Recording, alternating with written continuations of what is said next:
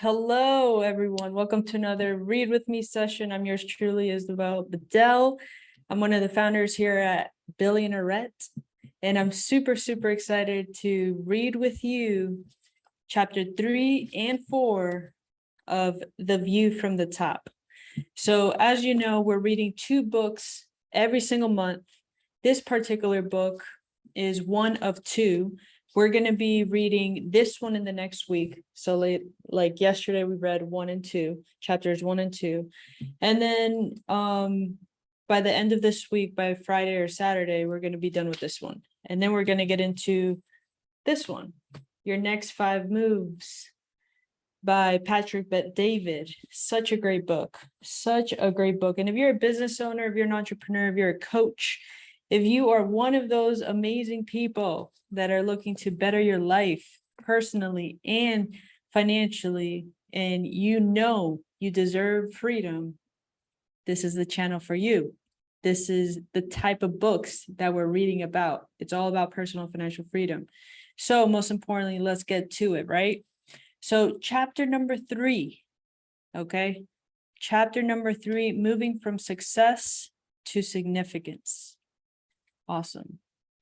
Many people in our society today believe that we need to separate the various phases of our lives, such as our personal life from our business life. They believe we should have compartments. Let's talk about that because it's very important. Number 1, I don't believe you can or should compartmentalize your life if you're going to enjoy total success. I believe strongly in focus. This is one of the reasons integrity and character play such an important part in what you do. With integrity, you do the right thing. And when you do the right thing, you don't have any guilt. With integrity, you have nothing to fear because you have nothing to hide. Now, think about this for a moment. When you take a fear and guilt off your shoulders, you can do so many other things. So when we look at our family life, if we live with integrity there, and then take that same integrity into the business world, when we're at home, we can concentrate on what we do at home. And when we're on the job, we can concentrate on what we do on the job. We've made certain that our foundation is absolutely solid. We've made certain that our foundation is absolutely solid. We don't have to worry about what's going on somewhere else. And as a result, because we have not compartmentalized our life, we are able to focus on whatever it is that we're doing, and we are more successful. We have a greater peace of mind, more friends, better family relationships, and more stable associations with the people we work with. We become teammates, supporters, encouragers of one another. And actually, all of this enhances our performance on the job.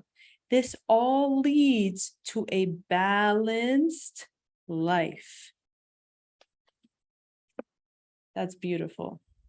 Success as significance. I define success as significance. I love that word, significance.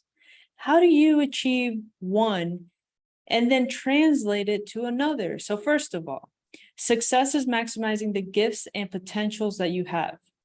Success is maximizing the gifts and potential that you have. When you maximize your gifts and potential, you can accomplish worthwhile objectives and enjoy some of the things that money will buy and all of the things that money won't buy. Success comes in a lot of different colors, in a lot of different ways, in a lot of different lives. The individual with a minimum amount of ability who is able to earn an honest living, I believe that is a successful person. It's been discovered that people with low incomes donate a higher percentage of their income to charity. They recognize that others have even less than they do. That's really good to know. Success is maximizing the gifts and potentials that you have. I believe these people move into significance when they take that step. And joy comes from helping other people. It's the golden rule in operation. Significance encompasses a spiritual dimension, and a spiritual dimension always involves care and concern for another person. That's so freaking true. As soon as you involve spirit into whatever it is that you're doing, it just becomes a whole new dimension. It becomes a whole new reason for doing something. It's something higher than yourself. When you look at the way society today, with all the conflict that we have, we know we've become an hooray for me and what the heck with you, and I'm going to do it my way world. And I've just described the person who is self-centered and selfish, by the way, not caring about other people. And you will never find one of these people who are actually truly happy. Parents need to teach children life values and honorable qualities early in life to build their character base. Doing a good deed every day usually means doing something nice for somebody else. That's so true. Doing a good deed every day usually means doing something nice for somebody else. Carl Menninger of the Menninger Clinic said that if you have a problem, you actually need to go find someone with a bigger problem. Get involved in helping that person solve that problem, and lo and behold, your problem will disappear. It's going to be solved. A Psychology Today article stated that people who are active in their communities, volunteer to feed the homeless, and do things that help other people are, interestingly enough, more successful in their own business and lives because they are energized, psychologically energized, when they do something for other people. In the process of doing something for others, they feel so good about themselves that their energy level goes up. And as a result, they can get a great deal more in their own personal and business lives, as well as with their families. That's beautiful. Significance encompasses a spiritual dimension, and the spiritual dimension always involves care and concern for another person. One of the most interesting things about Alcoholics Anonymous is that you'll often find a day laborer counseling the president of a company. The day laborer has whipped the alcohol problem. The president of the company has not. Alcoholics have told me that when they're called, they must go and help that person who has screamed for help. Invariably, something spiritual happens to that individual who stays up all night long helping. Although the helper should be absolutely exhausted the next day, in most cases, the person is completely energized and even more productive, even after staying up all night. You see, something happens to people when they do something really significant in somebody else's life. That's strong. The day before vacation. As a general rule, people get about twice as much work done on the day before they go on vacation. That's so true. That is so true. Well, if we can figure out why and learn how to repeat that process every day without working any longer or harder, well, does it make sense that we will be more valuable to ourselves, our jobs, our families, and our communities? On the day before vacation, most get out of their laptop or a sheet of paper, write down what needs to be done. They set their goals. And if that's you, then you organize a list in order of importance. Then you accept responsibility and make a commitment to do everything on the list. And I've also noticed, though, that a lot of people are about as committed as a kamikaze pilot on the 39th mission. But you are different. You care about the people who aren't going on vacation. You're dependable. You're a dependable person. It shows you work with integrity. You don't want to do what's right. You want to do what's right. You work smarter, not harder. You're optimistic that you're going to get the job done. And have you ever participated in organized team sports? Well, when you know the coach had a good game plan, something happened to your thinking. You knew what you had to do, and you're very optimistic. On the day before the vacation, you were punctual, and you immediately got busy. You didn't stand around and wonder what to do next. You were enthusiastic about what you were doing, and you were highly motivated. You decisively moved from one step to another, one task to the next. Have you ever noticed that as a general rule, when you're moving with purpose through your game plan, that people step aside and let you go by? They're not going to stand in your way to gossip and listen to stories about what's going on behind the scenes in the office. And incidentally, from my perspective, the most guilty of the people, of the two, is not the one spreading the gossip. It's the one who is listening. Because if there's no one receiving it, there's no conversation. I love that. I love it. I love it. I love it. I love it. Okay, let me read this one more time for people. Ziggy Poo over here, Zig Ziglar, is saying, the most guilty of the two is not the one spreading the gossip. It's the one who is listening. Because if there's no one receiving it, there's no conversation. There's no conversation if you are spreading it. I love that. Thank you, Ziggy. Thank you. If you haven't noticed already from the previous day before vacations, you'll be amazed at how much time you save and how much you accomplish. 3 minutes here, 4 minutes there. And at the end of the day, I will absolutely guarantee that just because you move with purpose, you will have saved an hour that day. And if you work like that every day at an hour a day, that's 5 hours a week, which is 250 hours a year, which is more than 6 weeks you have carved out. And a lot more than that, really, because you haven't even wasted the time of that one you want to gossip with you. Decisiveness and positive thinking. Here we go. Decisiveness is also a sign of leadership. You get the information and you make the decision and you go full speed ahead. You focus on what's at hand and you discipline yourself to take necessary action until you get it done. Discipline is the most sorely missed skill in most people's lives. You build momentum and a positive attitude kicks in. I get a little upset with individuals who say, with positive thinking, you can do just about anything. Well, although I'm a very positive person, that statement is absolutely not true. And following supports that statement. Decisiveness also is a sign of leadership. Leadership is being able to decide, take charge, and go for what you want to do and accomplish. Ziggy Poo says, I love to play golf. I'm pretty good at it. I shot my age about 4 months ago, and I'm 74. And even better news is that it didn't take me but 13 holes to do it. I know I can play better, but I never have. I have fun playing golf, but there's absolutely no danger that I'm going to qualify for the PGA. Now, I have a great attitude, but I don't have the skills to follow through. And I have a good attitude when I went into the ring with Joe back when I was a kid. I knew I was going to whip that 62-pounder, but I didn't have the skills to follow through.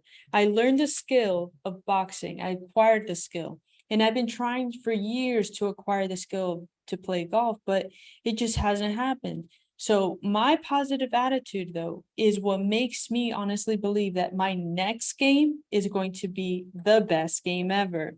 Positive thinking is critically important, and that's what you're using on the day before vacation. Positive thinking doesn't let you do anything, but it will let to do everything better. Thinking positively enables you to use that knowledge you've acquired, the experience you've acquired, the training you've had to use what you already know. That's awesome. Your performance is competency, and confidence increases, and you become an extra miller, the person who goes the extra mile. An extra miler, not an extra miller. That's a beer, right? The individual is always desirable in the marketplace. You're a team player. You're an encourager. People look at you, for example. People look at your example and they don't realize it, but they instinctively step up their production levels. They step up themselves. They move just a little faster with a little bit more purpose, with less delay. Not only will your productivity go dramatically higher, but the whole company will raise their standards 2, 3, 5%. Every bit of that goes to the bottom line. Management will notice and talk about employment security. They will want to keep you around. That is so true, because when we hire, okay, before we ever get someone on the team, we do a series of different tests. Okay, we don't just hire someone because they look nice on paper. We have them go through personality tests, different assessments. Then we do a technical exam. Then we have them do an interview. Then after the interview, we have them do another technical assignment. And this is all before they've ever even been hired. The reason being is because if you allow at least one person to come into your space and they're just like below average, or they're just kind of average performers, or, doing the job, you have no idea how fast that spreads. It's like the worst rotten apple, or like, when someone farts, okay? When someone farts and then all of a sudden it creeps and you're like, ew, ew, ew, ew. And it's like, who did that? It's that one rotten apple. You got to get it out. You got to get it out. You got to get it out. So before, that's so funny. Before they ever get hired, we cleanse the colon. Oh, damn. That was really bad. But anyways, y'all know what I mean. And if you need help with training, just let us know, because I'm really, really proud of our training program for our researchers, for our tech team. Anyways, the point is, I'm very proud of them. With a positive attitude and decisiveness driving you, at the end of the day, your energy level is absolutely off the wall. On the way home, you're talking to yourself, man, I had more fun than ever. I can't wait to get home to tell my family. And a matter of fact, I think I'm going to pack up tonight and go on vacation. Why wait till tomorrow? And you know exactly what I'm talking about, don't you? With a positive attitude and decisiveness driving you, at the end of the day, your energy levels are absolutely off the wall. When are you most exhausted at the end of the day? Ask yourself this. When you tried to fool the boss all day, or if you are the boss, you tried to fool the troops all day, or how about doing nothing all day? That's one of the most exhausting days you'll ever have.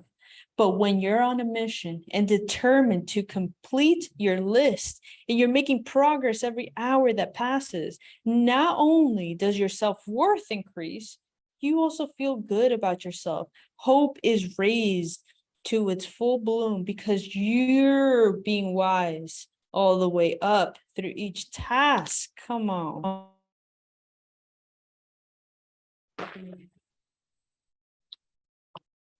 Knowledge and wisdom. Of course, you can get the information and gain knowledge from newspapers, magazines, good books, and encyclopedias, but wisdom is a gift from God. I freaking love this little book. It has all these perfect little sentences. And you use wisdom in the process of journeying to the top, because you're being the right kind of person. You're doing the right thing that enables you to have all the things that life has to offer. And I emphasize this point. You cannot expect to live like this one day a year and receive success and significance. Notice that I haven't even mentioned a word about working harder. I'm talking about fulfilling the responsibility that you accepted when you got the job. I'm talking about working smarter. I'm talking about being a role model. I'm talking about your future. And I'm excited. It's exciting that when you evaluate what you've done, you see the passion that is born when you catch a glimpse of your possibilities. That's what you do on this day before vacation. So let me ask you a question. If organizing and planning one day made such a huge impact on your performance, does it make sense that if you planned every day, good things would continue to happen? Indeed. Indeed. Indeed. You see, passion is born when you catch a glimpse of your possibilities, and that's what you do on this very day before vacation. I love that. Employment security. In case you are at this point looking for a job, let me tell you some interesting facts. As I write this, there are 132 million Americans who are gainfully employed. We also know that every year there's a 21% turnover in jobs, simply meaning that 21% of those people who are working on a job this moment, they will no longer have it because they will be laid off that year. As a matter of fact, some of them weren't working at all. Now, let's look at it on a very realistic basis. That simply means that 21% of the 132 million is well over 27 million people who are now in a job they do not have a year ago. Now, what that boils down to is that fact that every month, more than 1 million people find new jobs. That means over 500,000 find new jobs every week. That means 100,000 people find a job every single day. And if you're employed, you'd like to get one of those 100,000 jobs that are going to be filled today. When you go out with a complete assurance and confidence and optimism and enthusiasm and all the motivation that you can muster. Go out with conviction that you have the skills, the talent, the commitment, responsibility, and the qualities that will make you a valued person. And I don't want to say employee, because I feel like the word employee, sometimes if you are a leader in a company, kind of demotes you. I don't know, maybe it's just my own thinking, but I really do believe that when you're a leader in an organization and you believe that you're like putting your all into that particular role or that particular task, the last thing that you want to be called is an employee. Or maybe I'm wrong. Maybe that's just my own, feeling about that word. You can share it with me in the comments, whatever. But the point is that I'm going to replace that word employee in this book, and I'm going to replace it with leader, if y'all don't mind. Okay. Go out with conviction that you have the skills, the talent, the commitment, the responsibility, and the qualities that will make you a valued leader. You might not even get your dream job the first time you fill out an application, but I've discovered that it is easier to get a good job if you're currently employed. Don't be so particular or so persnickety that you won't take a job because it's beneath your dignity. You don't have to go to the bottom of the totem pole. You can, though, accept a job that might not be exactly what you want, seeing that there is a springboard to get what you want. And here's another interesting fact. The job that you look down on at the moment might turn into your dream job. And another little bit of statistical data you might be impressed with is that from 1989 to 1995, yes, I know the economy was booming during those years, but did you know that 15 million new businesses were created in that period of time alone? Did you know that the way over half of them were created by women? Many of them did not even have the skills, the experience, or even the background that would actually qualify them to start their own business. And in many cases, it was a desperation move, as they had been divorced or widowed and left with children. So they had to do something. So they started their own damn freaking business. Pop. Damn freaking right. Because I freaking love us women, okay? I love the fact that we can care less if we have no experience or we never done something. We just go out there and get it. You know what I mean? Like, we go out there and we say, absolutely, I know exactly what you're talking about. Let's get it done. And if you have no idea, you eventually know what to do because you put in that work and you get it done. I love it. Now, here's what fascinates me about this. Most of these jobs created as a result of starting those new businesses were trust jobs. The women offered goods or services, but they said, you pay me now and I'll deliver you later. And according to the article I read in the Wall Street Journal, there was no record of any of those women being prosecuted for failure to deliver the promises that they had made. Damn right. Damn right. In other words, they were trustworthy. They delivered. And that is one of the reasons why they're successful today and forever and ever, ever. Okay. And when you go looking, if you can't find what you want and have a few bucks laid aside, you might want to consider your own business. There are a lot of sources out there, such as the Small Business Administration that can help, mentors that can help you, and the employer where you actually worked before. So go out every day with optimism, excitement, and enthusiasm. Get that job or start that new business because because that's the way that you will ultimately love your view from the top. That's true.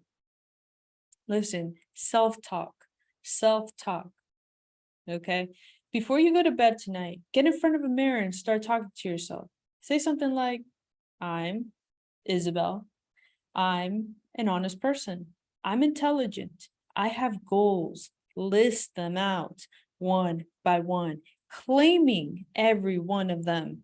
And I will accomplish each one. The more you claim them, the more you will believe them, and they will come to pass. This concept goes way back to biblical times where self-talk was first started.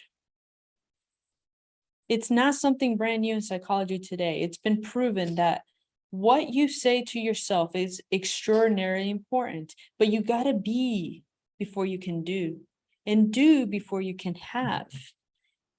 You got to be before you can do, and do before you can have. And every one of these qualities, character, integrity, confidence, wisdom, positive thinking, going the extra mile, decisiveness, and many, many more are already qualities you have. And within these qualities, reigniting you, you will have the privilege of looking at life with a view from the top. Okay, that concludes chapter 3. We're going to get into chapter 4. And it's going to be a good one. I definitely feel it's going to be a good one. And most importantly, I love that he brought up the whole aspect of like, women starting jobs like from 1989 to 1995, out of necessity, like us women, if you're a woman, make sure to comment below. We tend to start things before we're ready to start them. Okay, the most successful, the most empowering starts of our lives begin from not being ready. So if you are currently hesitant on doing something or starting something or, producing that book or starting that podcast or going live while you're doing read with me's, you got to just start it, it will shift the way that you see yourself. You will change your attitude and you will take yourself seriously. And if you're at a point in your life where you don't take yourself seriously, honey, it's time. This is me telling you, okay, that it's time. The world needs you. The world deserves to see how great you are. Okay, so do so. By the way, if I'm looking here and then I'm looking there, it's because I'm also recording a YouTube. Okay, because I'm trying to kill 2 birds with 1 stone, and I'm not into killing birds, but I'm trying to do one thing twice where it can be done 3, 4, 10 times. Okay, because I'm learning and I'm committed.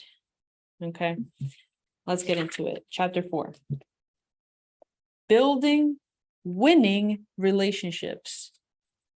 I love this one. I love this one. Okay. Building winning relationships. You're at the top. when you clearly understand that failure is an event, not a person. Failure is an event, not a person. I love the story of a man who walked into a bookstore and walked up to the manager and said, "Ma'am, can you tell me where I can find the book, Man, the Superior Sex?"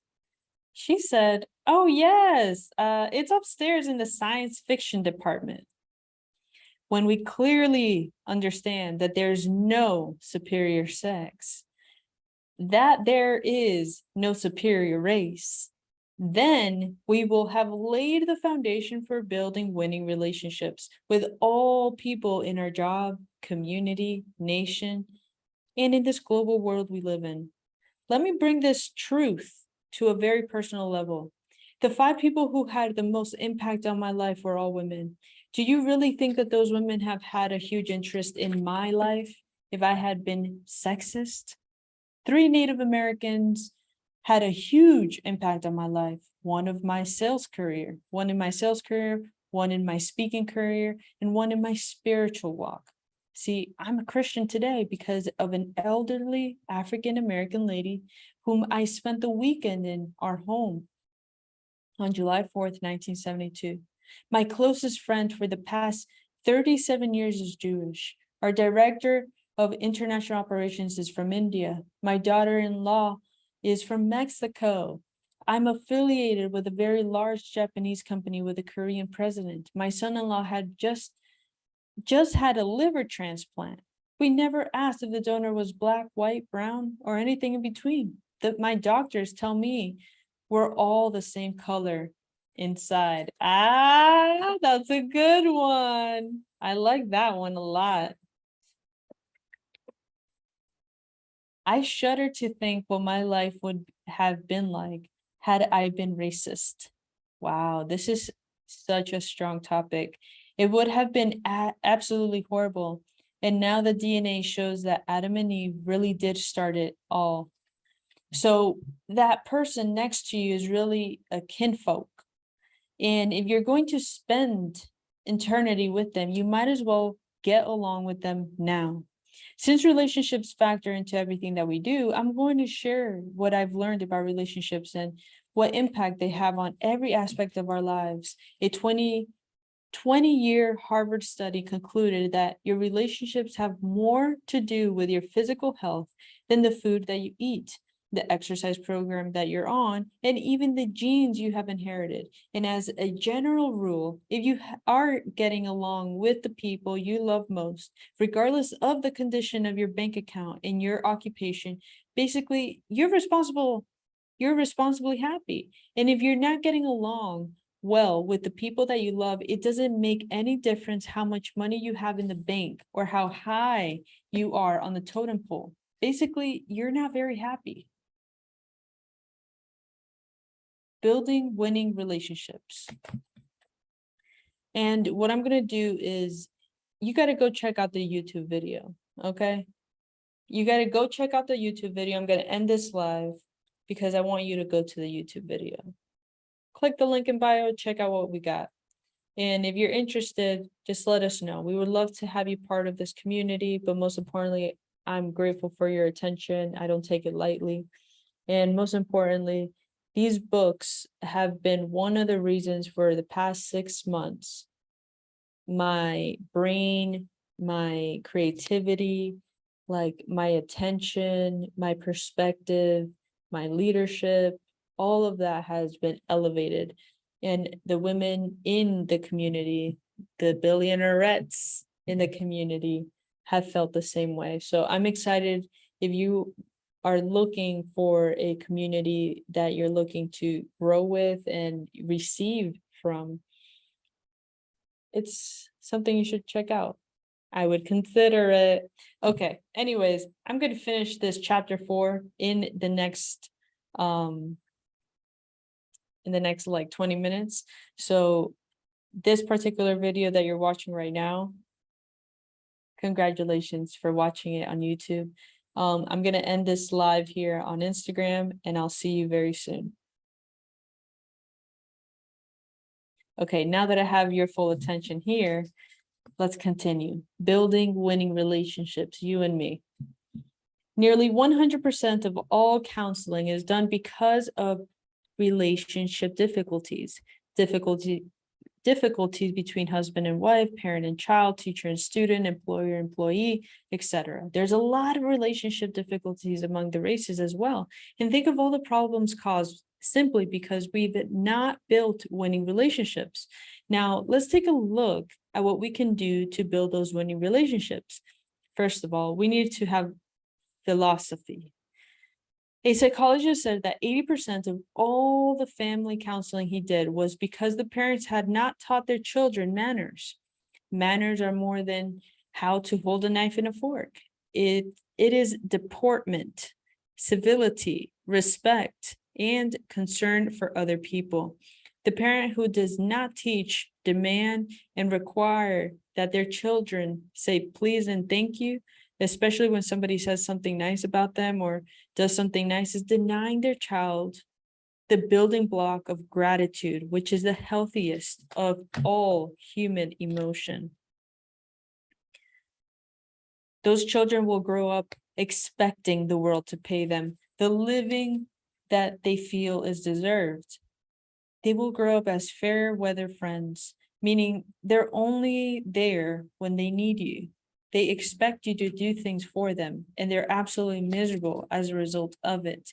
And they just suffer incredibly. You will never see a happy, self-centered person. The happy people are the givers. Let's consider a little scenario. It starts on the Friday afternoon in this scenario. The husband has gone all week long. He comes to the front porch at about 6 o'clock, heavy laden with luggage and a briefcase.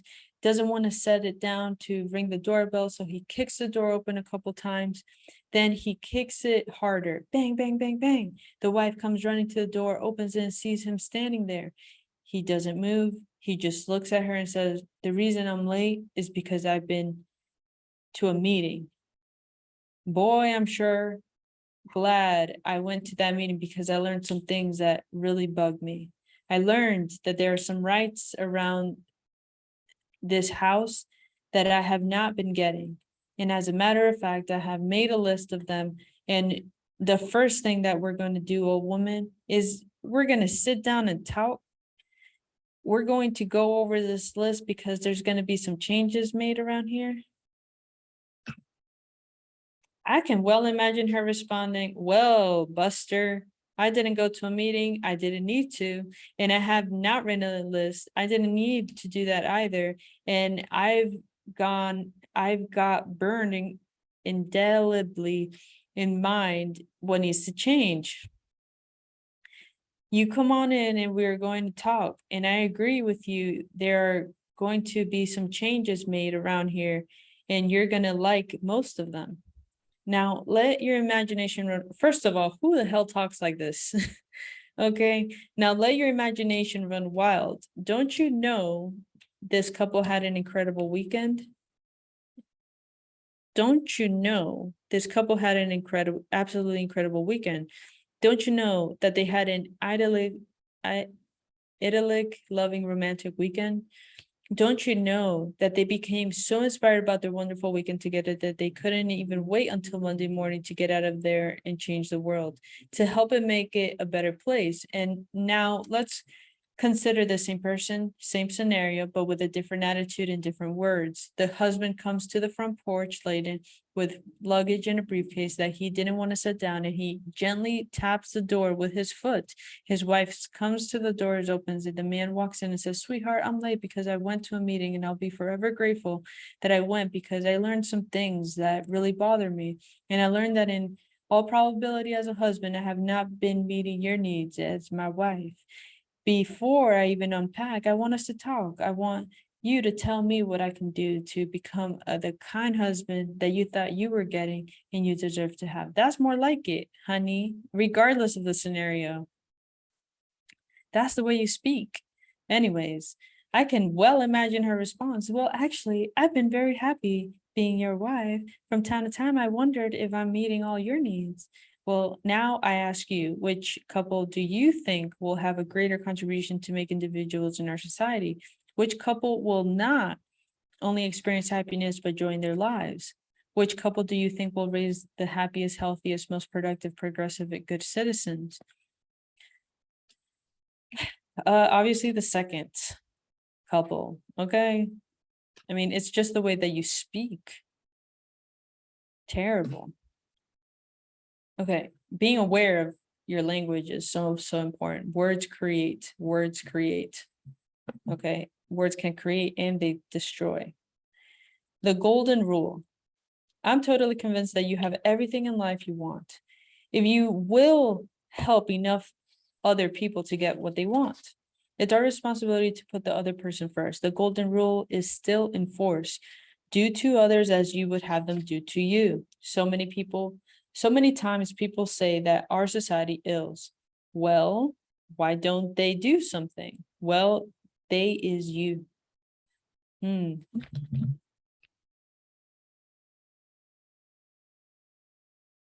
You were born to win, but only if you plan to win and prepare to win can you legitimately expect to win. I'll tell you that winning is simple, but I'll never tell you that winning is easy. Your attitude for the next person you meet will make all the difference in the world to do that person. Your attitude for the next person that you meet will make all the difference in the world to that person. We've identified 9 things everybody wants in life. 1 is to be happy, 2, healthy, 3, reasonably prosperous, 4, secure, 5, friends, 6, peace of mind, 7, good family relationships, 8, hope that the future is better. And we also need to be loved and to love others. How can you get people to love you? Well, be the right kind of person.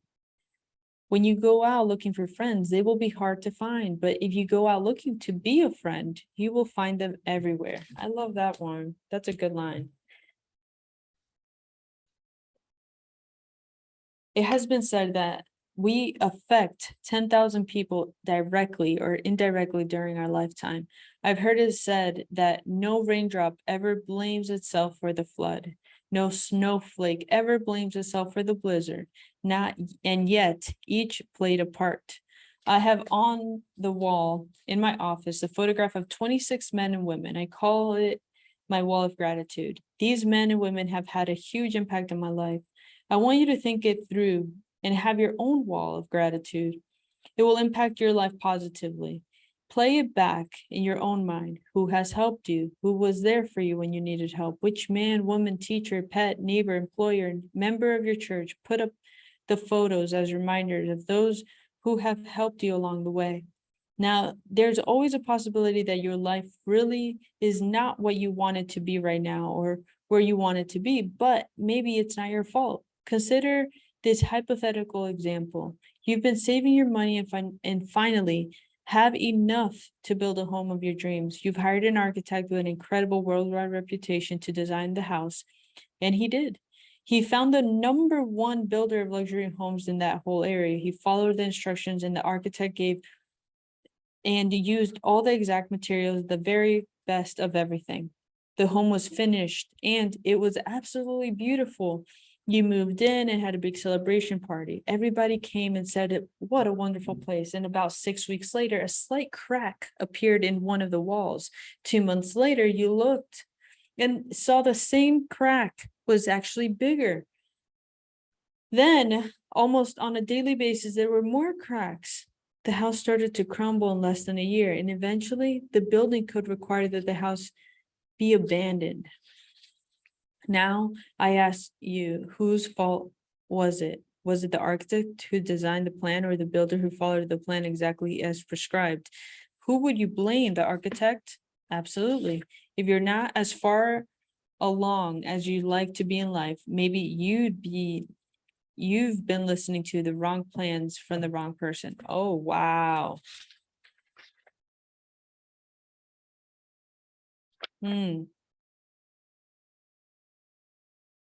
That was a good one. Maybe you've been listening to the wrong plans from the wrong person. Years ago on a TV talk show, a Hollywood star was being interviewed. The host asked her, how do you hold on to a man? This woman had been married so many times that she had rice marks on her face. She was the wrong person to ask such a question. All too often, we take advice from people who equally poorly are qualified. So we need to devise a game plan that enables us to build healthy relationships on a solid foundation. Regardless of how many wonderful qualities you might have, if you don't have the right game plan, good things are not going to happen in the use of those qualities. You have to be in the right position. You start by understanding, first of all, that failure is an event, not a person. Yesterday really did end last night, and sometimes an apparent failure maybe is not a failure after all. So for example, the Edsel automobile was considered the greatest failure Ford Motor Company ever produced. It was ugly, not very many sold, and there was only one model. I'm here to make the case for a different view. I think it was the greatest success because out of that technology, the Mustang was produced. And from that technology, the Taurus was produced. The two most popular, most profitable motor cars Ford ever built. And at the time of this writing, we never want to miss the good in a bad experience. We need to look at the good. We need to look for the good in each particular situation. And remember, you can't go back and make new beginning. But you start now to make a new ending. That's true. Picture yourself. Now, I want to emphasize a point. We are attracted to the strongest picture that goes into our minds. It is very important to be careful about the pictures that we allow into our minds, especially the visuals we see on television and in the movies, because or social media. Okay, you got to stop going on social media. Like, I've realized that I'm 10 times more productive if I don't pick up my phone and go on social media. Or like, take 10 minutes to scroll. I put on a timer, I see the timer, it turns on, and I get rid of my phone.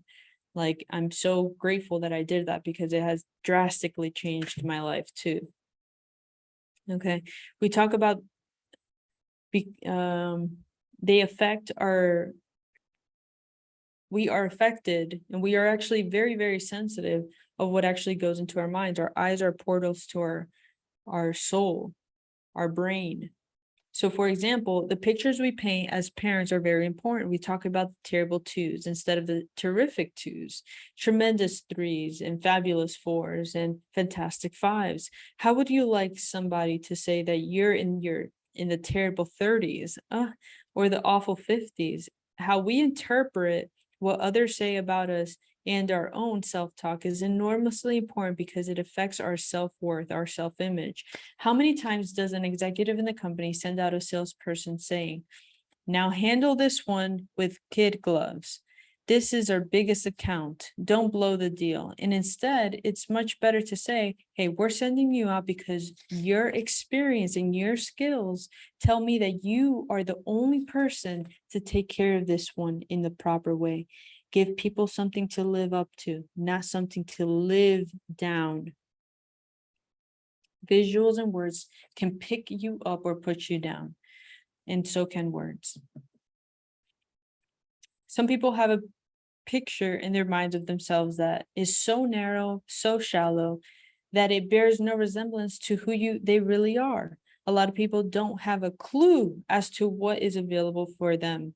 They think others can get this or that is earn this or that, but for them, no way. They have no idea what they can do because they've always been told that they can't do.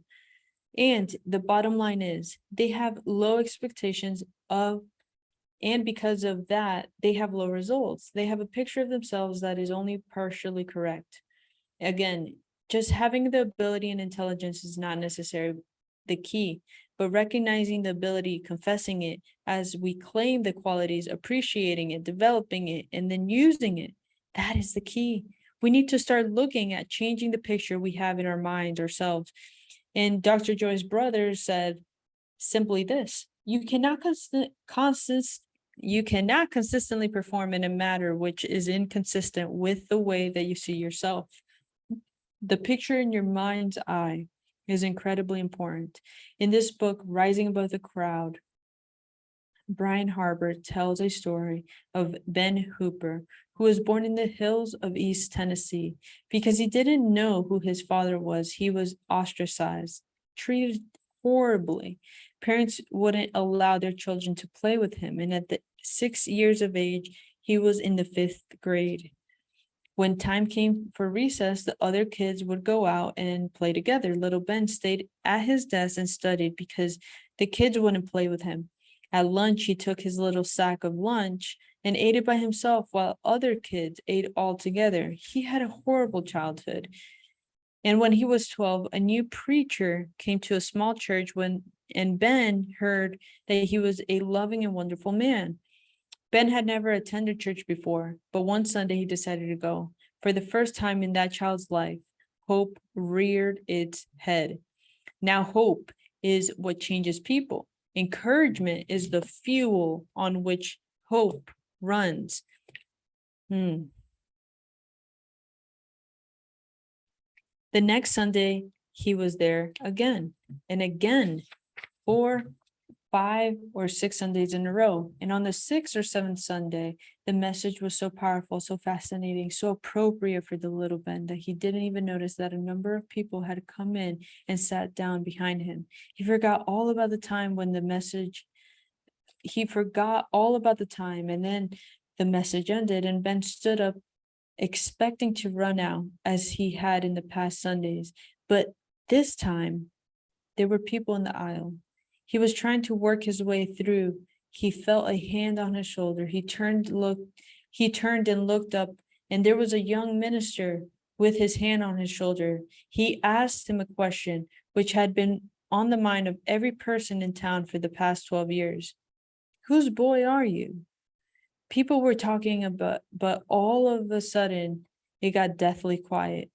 Then the minister slowly started to smile. His smile spread until it broke into a huge grin, and he exclaimed, "Oh, I know whose boy you are. Why, the family resemblance is unmistakable. You are a child of God." And with that, he patted him on the back and said, "That's quite an inheritance you have there, boy. Now go and see to it that you live up to it." Many years later, little Ben Hooper said that was the day he was elected governor of the state of Tennessee and later re-elected. You see, he had gone from being the child of an unknown father to being the child of the king, and every facet of his life dramatically changed. Role models. I want to talk about one of the finest role models in America, and his name is Truett Cathy, the founder of Chick-fil-A. This is funny. I don't know why it's so funny, but Chick-fil-A scratched his way to the top, and now the company is worth billions of dollars. Cathy is famous for helping young people succeed in life through scholarships and other youth support programs. His organization gives millions of dollars to help young people attend college. Cathy was one of the true blue men who lived in his life according to all the principles that would make anybody successful. Cathy said, "Nearly every moment of every day, we have the opportunity to give something to someone else. Our time, our love, our resources. I have always found more joy in giving when I didn't expect anything in return." What a great role model. He lived a scandal-free life, was a wonderful family man, and he and his wife were married 65 years. He is a classic example of keeping your life in perspective, in balance. Because of his spiritual dimension and his principles in which he operated, he was significantly successful and who left an admirable legacy to his family, and which is carrying on till this day. His view from the top, I'll guarantee you, is absolutely beautiful. Also, in the business world, 2 of my favorite role models have been Mary Kay Ash and Mary Kay Crowley. These two ladies were phenomenally successful in business. Both are strongly committed to doing the right thing. Mary Kay started Mary Kay Cosmetics, and after she retired from another company, she retired primarily because the owners had, in her opinion, not dealt fairly with the people in the organization, and as a result, Mary Kay retired. But after the 3 days, she started putting together a plan so that women would have tremendous financial opportunity as well as career opportunities, and it would be run by the principle of putting God first, then families, and then Mary Kay third. The results speak quite well as it became the worldwide multi-billion-dollar company. My favorite person is Mary Crowley, who founded Home Interiors and Gifts. She contributed literally millions of dollars to Christian colleges for scholarships and helped a lot of people. She taught leadership principles out of the books of Proverbs and held seminars in places that enabled her to relate to women and work with them. She was enormously successful. At the 25-year anniversary in 1983 of the business, her company had achieved 400 million in sales and profits estimated in excess of 20 million. By the early 1990s, sales exceeded 850 million. She and Mary Kay Ash contributed tremendously to all society and served as excellent examples of having good business principles while applying the golden rule in process. Norm Miller is another classic example of the fact that good guys really do win. He is the head of Interstate Batteries and donates a lot of money to worthy causes. He contributes heavily to missionary causes, church causes, to the homeless, to the needy. What he says is what he does. He's consistent, well-balanced, and has a beautiful family. He has good standing in the community and is faithful in his services to the church. In 2017, Interstate Battery celebrated a record 18 million batteries in a single year. Although revenue in 2013 was cited to be 1.5 billion, the company is based on purpose, values, stating that with our values as a framework, we believe that the profits will never drive our success the way our purpose can. Another classic example of somebody who has a wonderful view from the top is Kurt Warner, former quarterback of the St. Louis Rams, New York Giants, and Arizona Cardinals. He was an outstanding athlete and is a very wealthy man. A rags to riches story. He is significant because he contributes so much to others, especially children, through his First Things First foundation that he and his wife established. Another favorite person in the world of athletics whom I know is quite well is Dennis Parker. Another classic example of the good guys and good gals who have values, qualities, characters, and who achieve significance because they do significant things. These people do finish first. Dennis went over to Marshall High, where the team had won a playoff, hadn't won a playoff since 1949. And 3 years later, Dennis had them in the playoffs. And in the fourth year, he had them in the state championships. Dennis Parker said to me on several occasions, "You know, Zig, I've never had a young man come back to me after graduation and say, you know, coach, when you taught me how to throw that pass, it changed my life forever. But I've had a lot of guys come back and say, you know, coach, you remember the story you told me about what happens when you do the right thing? Coach, that changed my life." These are the role models. These are the men and women on a mission. These are the people on a mission. And because they do so much for others, they themselves end up the biggest winners of all. And their view from the top is something that they enjoy every single day. That was beautiful. That was really nice. And I hope you had a really, really great time listening to this. He has a lot of spirituality in here and a lot of old school talk, but it's still very relevant. And I love the one-liners that he has. They're pure gold. And in the next chapter, I mean, it's going to be even really nice because it's all about freedom to succeed and growing your dreams. So I'm really, really excited for that one. And we're almost pretty much halfway through the book, believe it or not. So that's also a great win. So I'll talk to you soon and have a blessed day ahead. Ciao.